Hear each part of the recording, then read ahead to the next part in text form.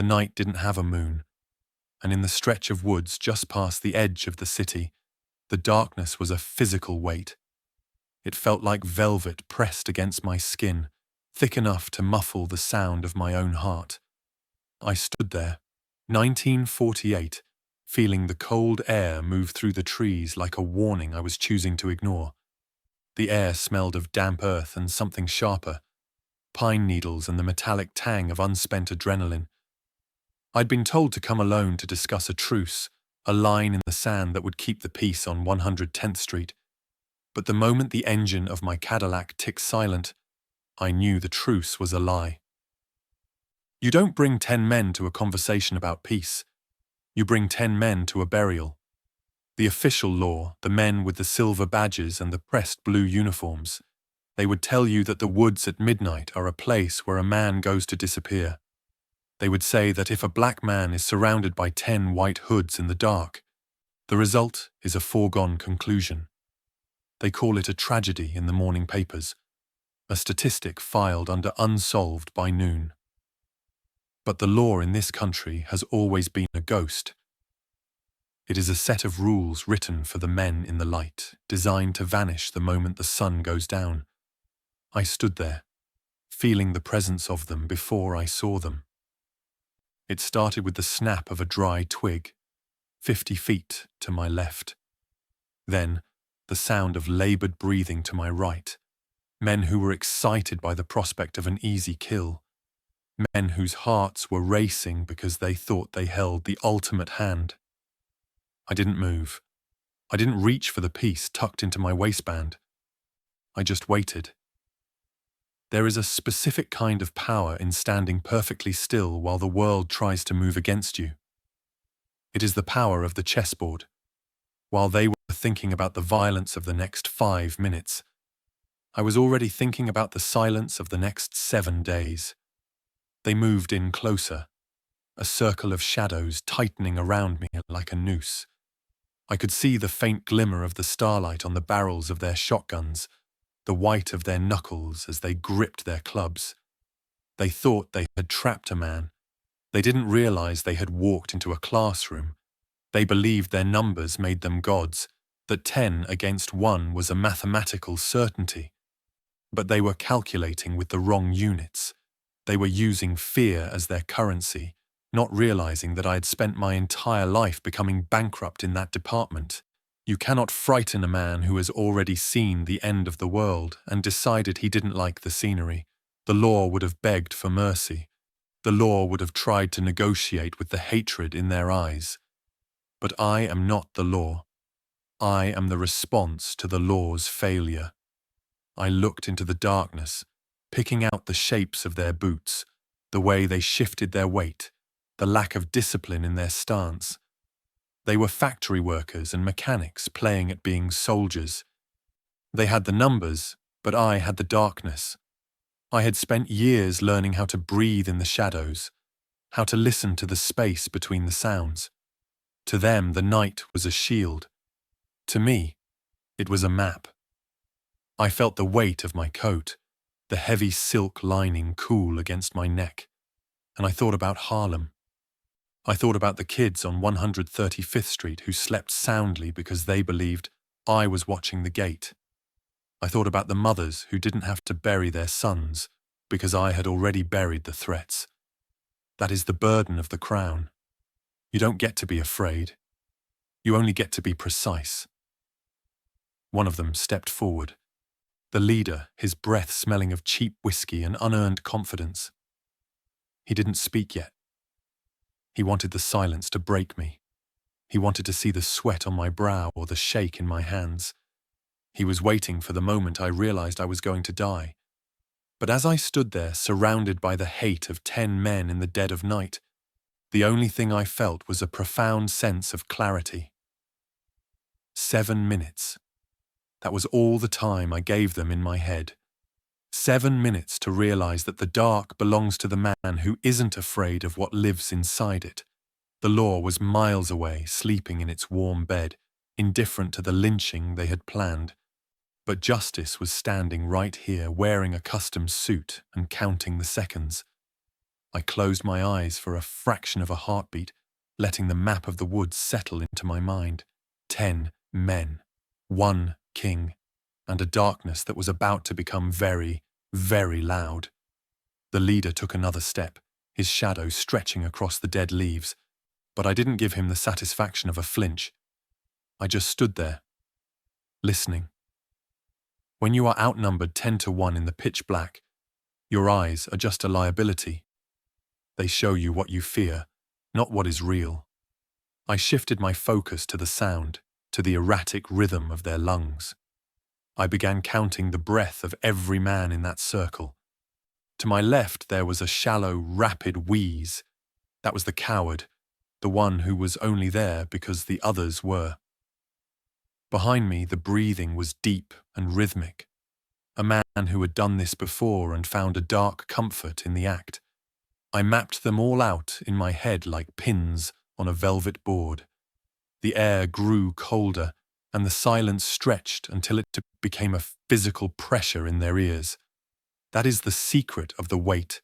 A man who talks is a man who is trying to convince himself he's in control. A man who stays silent is a man who already knows the ending. The law would have you believe that silence is a sign of submission, the quiet of a victim waiting for the blow to land one. But in Harlem, we know better. Silence is the space where the plan matures. I thought about the white marbled courtrooms downtown, where judges use a gavel to demand order.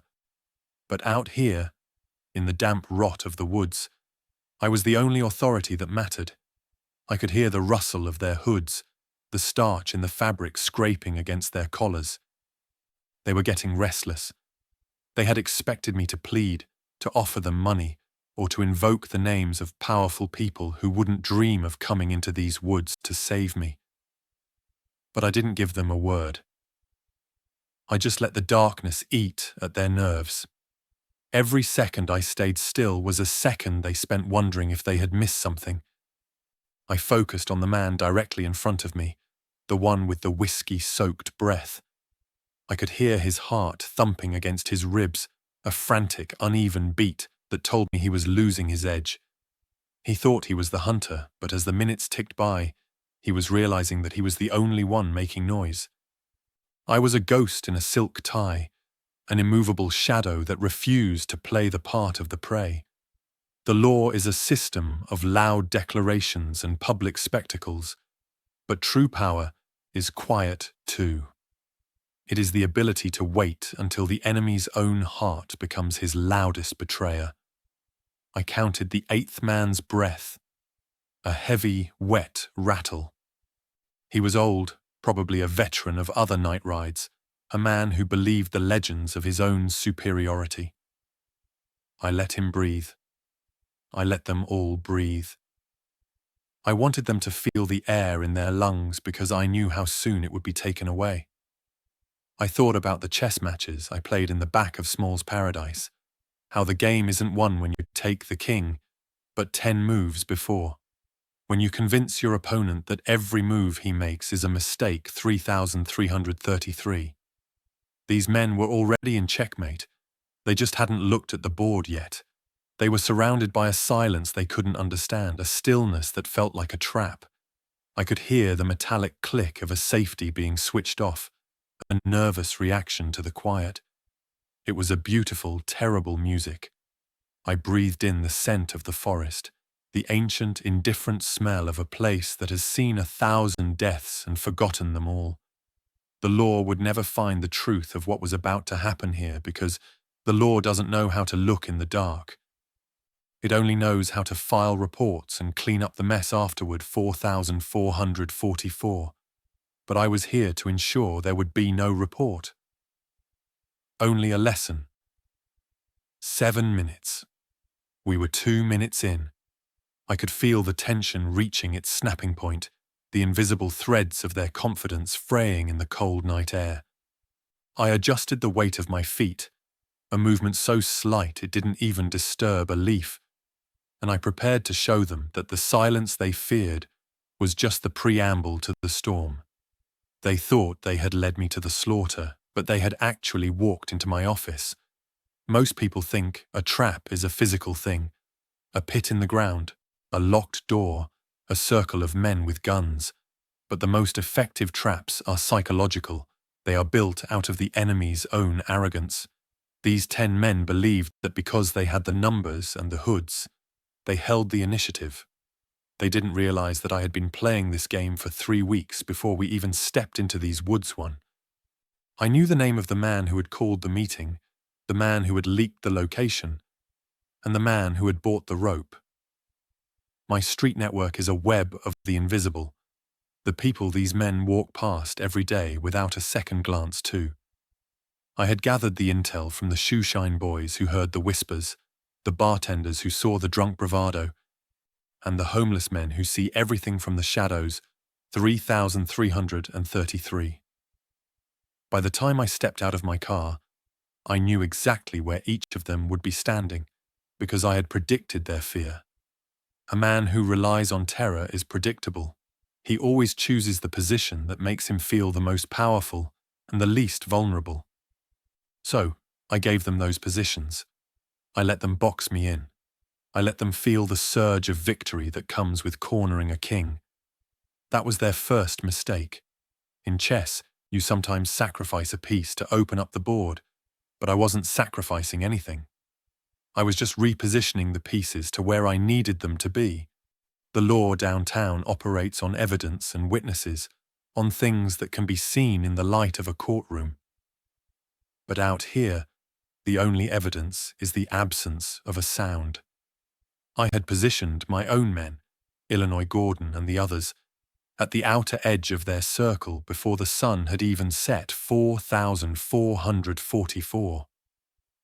While these 10 KKK members were focused on me, they were being watched by eyes they couldn't see, through scopes they didn't know were trained on their hearts, 5,555. It was a masterpiece of tactical symmetry.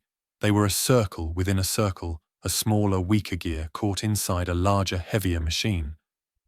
The official records would never show this kind of preparation, because the system doesn't believe that a black man is capable of outthinking 10 superior opponents. The system wants to believe in the brute, the chaotic criminal, because that's an enemy they know how to fight. They don't know how to fight a strategist who uses their own racism as a blindfold.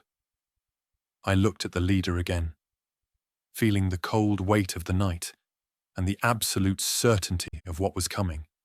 I had memorized the shoe prints in the dirt and the brands of their cigarettes before I even arrived 6. I knew their families, their debts, and their deepest insecurities 7. I wasn't just standing in the woods. I was standing inside their lives, holding the strings that moved their limbs. They were waiting for me to make a move, but I had already made it 21 days ago. I was just waiting for the clock to catch up. The chessboard was set, the pieces were locked, and the only thing left was the end game. The law would call what was about to happen a tragedy, but I call it an audit. I was there to collect a debt that had been accruing for generations, and the interest was about to be paid in full. I felt a slight shift in the wind, a signal from the trees that my men were in place. The 7 minutes were almost up. I took a slow, deep breath, tasting the metallic cold of the coming storm, and I smiled in the dark. It was time to show them that in Harlem, we don't play checkers. We play for keeps. The 3-minute mark hit like a physical snap in the atmosphere. The leader, the man with the whiskey-rotted breath and the shaking hands, finally moved. He raised his shotgun, the metal glinting in the pale starlight, but before he could level the barrel, the darkness itself seemed to lunge. In a courtroom, the law moves slowly, bound by red tape and the deliberate pace of men who have never looked death in the face. But out here, justice is a surgical strike, delivered with a speed that defies the official narrative. My first move wasn't a gunshot, it was a whisper of steel. I closed the distance between myself and the leader in a heartbeat, a blur of motion that the human eye isn't designed to track in the pitch black. My blade found the soft tissue of his forearm, a precise, shallow cut that severed the tendons and forced the shotgun to clatter to the forest floor. He didn't even have time to scream before the second man, the veteran with the rhythmic breathing, felt the cold press of a suppressor against the base of his skull. There was a muffled thump, a sound no louder than a dry branch breaking underfoot, and then there were only 9. This was the reality they hadn't bargained for. They had expected a chaotic struggle, a desperate plea for a life they felt that they owned. Instead, they were experiencing a professional erasure. The third man, the coward who had been wheezing to my left, turned to run, his boots slipping on the damp leaves. He didn't make it 5 steps. Illinois Gordon stepped out from behind an oak tree like a ghost appearing from a dream and leveled him with a single, clinical blow to the temple, 1111. The law calls this violence, but I call it an audit of the soul. The system that Thomas believed in, the one with the law books and the polished benches, would have taken years to even acknowledge the crime these men had committed 2,222. It would have debated their intent, questioned the witnesses, and ultimately found a reason to let them walk free back into their quiet lives 3. But my system doesn't require a jury of peers. It only requires a certainty of guilt. In those first 60 seconds, the power dynamic of the woods was completely inverted. The hunters became the frantic, disorganized prey, realizing too late that their hoods were nothing more than targets against the black of the night. I stood over the leader, who was clutching his useless arm, his eyes wide and white with a terror that was finally honest. He looked at me, and for the first time in his life, he didn't see a colored man he could intimidate. He saw the inevitable consequence of his own actions.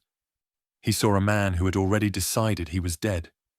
The 4th and 5th men tried to box me in, swinging their clubs with a desperation that lacked any tactical sense.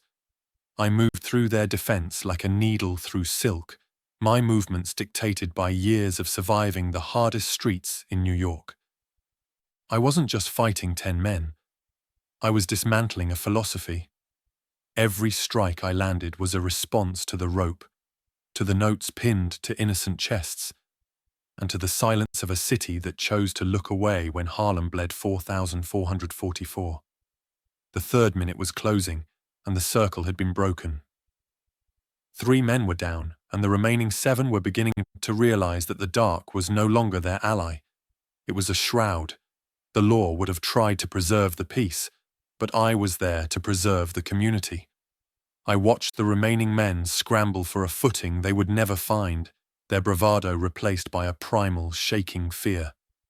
The reality was simple. You cannot terrorize a man who has made the shadows his home. We were halfway through the 7 minutes, and the debt was being paid, cent by bloody cent. The 4th minute settled over the woods, but it wasn't the silence of peace. It was the heavy, suffocating silence of the unknown. The remaining 7 men were no longer a unit. They were a collection of frantic heartbeats, isolated by a darkness they could no longer control. I let the shadows play tricks on their minds, moving just enough to keep the leaves whispering in directions I wasn't actually standing. This is the true meaning of terror. It isn't the blow you see coming. It's the certainty that something is behind you, and the paralyzing fear that every time you turn around, the world has shifted again. The law relies on visibility, on the bright lights of a precinct or the public stage of a trial. But out here, I used the lack of light to strip them of their humanity. Without their hoods and their brothers standing shoulder to shoulder, they weren't defenders of a cause. They were just small, frightened men realizing that the superiority they'd been promised was a lie. I watched the 6th man begin to spin in circles, his shotgun waving wildly at the trees, his breath coming in jagged, desperate gasps that sounded like a dying animal one. He was talking to himself, a low, rapid mumble begging for a god he had ignored while he was tying nooses to oak branches, I didn't touch him. I didn't have to. I let the psychological weight of the last 3 minutes do the work. I had seen this before, the moment a bully realizes the system isn't coming to save him. The official law would have called for a ceasefire, tried to preserve the lives of the aggressors in the name of a fair process that never seemed to apply to the boys in Harlem. But I was teaching them a different kind of lesson. The lesson of the prey. For generations, they had hunted people like animals, confident that the night would hide their faces and the law would ignore their names. 2222. Now the woods were talking back to them in a language they couldn't translate. Every rustle of a branch was my hand. Every shift in the wind was my breath. I wanted them to feel the same total, soul-crushing helplessness that Thomas felt when he saw those 5 men coming out of the shadows. 3333. I wanted them to understand that when you destroy a family's future, you forfeit your own right to feel safe in the dark 4. The 7th man suddenly broke, a high-pitched sob escaping his throat as he dropped his club and fell to his knees, his hands clawing at the dirt as if he could dig a hole deep enough to hide from the judgment he knew was coming. I stood only 3 feet from him, invisible in the gloom, watching the way his body shook. This was the terror they tried to bring to 110th Street, now reflected back at them in its purest form. 5. I thought about the notes they pinned to chests. Know your place. And I realized they were finally learning theirs. 6666. Their place wasn't on top of a hierarchy.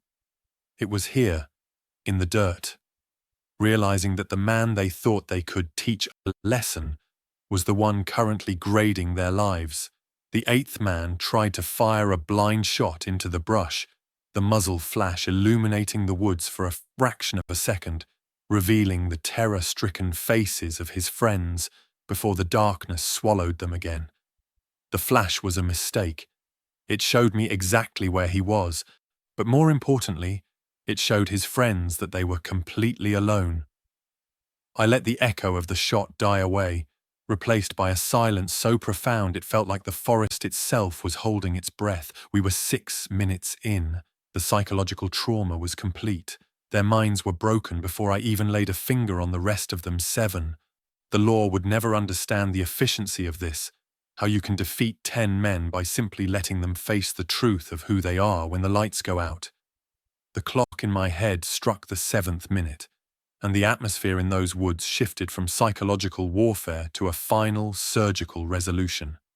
The law downtown thrives on the theater of a trial, the long-winded arguments, the deliberate delays, and the eventual acquittal of men who look like the people on the bench. But out here, where the dirt is cold and the trees are the only witnesses, the resolution is absolute. The leader was still clutching his arm, his breath coming in ragged, pathetic hitches, while the remaining men had disintegrated into a pile of shaking limbs and broken spirits. I stepped into the center of the clearing, no longer a shadow, but a visible force of reckoning. I didn't need the darkness to hide me anymore. Their eyes were too full of tears and terror to see anything but their own end. I looked at the 3 men who were still standing, frozen like statues in a graveyard, and I gave them the only verdict that mattered. In those final 60 seconds, the response was delivered with a precision that no courtroom could ever replicate. My men moved in from the periphery, 5 shadows closing the circle for good. 1111. One by one, the remaining members of that cell were neutralized, not with the chaotic cruelty they had planned for me, but with the cold, efficient finality of a business transaction. The law would have called for a report, a collection of evidence that would eventually be lost in a basement at One Police Plaza. 2222. But I was creating a different kind of record.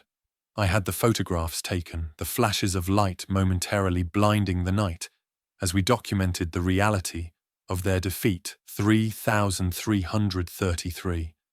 I wanted proof, not for a judge, but for the history of Harlem, a visual testament that when you target one of our own, the response is total 4,444. The leader looked up at me, his hood torn, his face a mask of sweat and blood, and he whispered a plea for mercy that the law would have entertained. I didn't answer him with words. I answered him with the silence of the woods.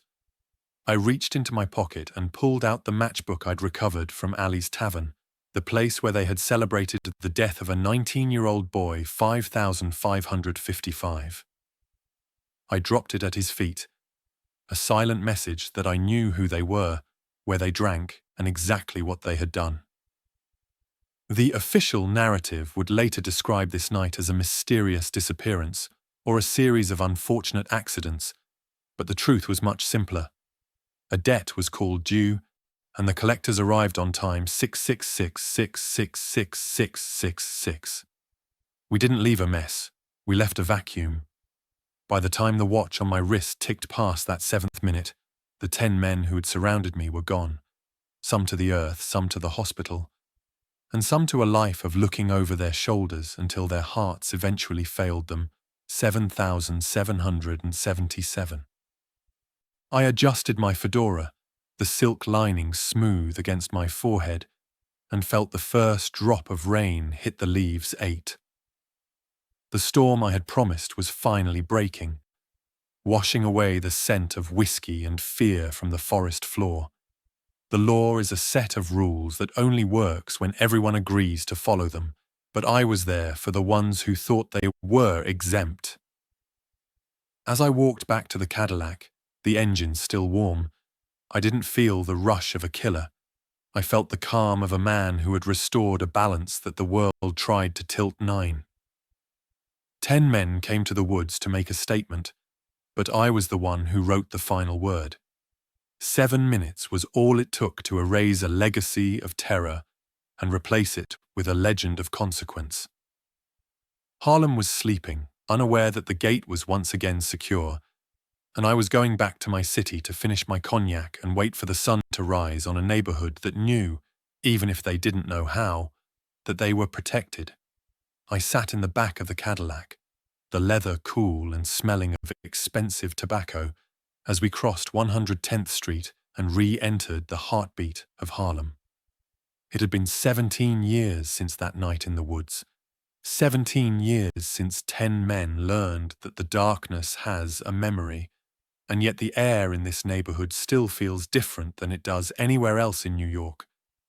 The official law, the men who write the history books and file the reports, they would tell you that the 1950s and 60s were a time of gradual progress, of courtroom battles and legislative shifts. They would say the decline of the Klan in the North was a result of changing social tides and federal oversight. But the people on 135th Street know a different truth. They know that progress isn't something that is given. It is something that is guarded. The reason those white robes never again dared to drift across the park wasn't because they suddenly found a conscience, or because a judge issued an injunction one. It was because the certainty of a response had been etched into the concrete of the city.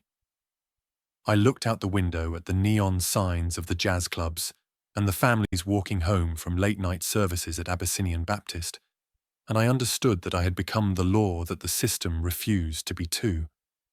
The law is a fragile thing, a series of promises that often evaporate when the victim doesn't have the right complexion or the right pedigree. When a 19-year-old boy like Thomas is found hanging from an oak tree and the police call it a suicide to avoid a paperwork headache, the law has failed its only purpose 3,333. It becomes a shield for the predator and a trap for the prey. I didn't set out to be a judge or a jury, but when the system leaves a vacuum, someone has to fill it with something final. People ask if I regret the 7 minutes in those woods, or the way the warehouse on 98th Street looked when the flames finally touched the sky 4,444. I tell them I regret that it was necessary.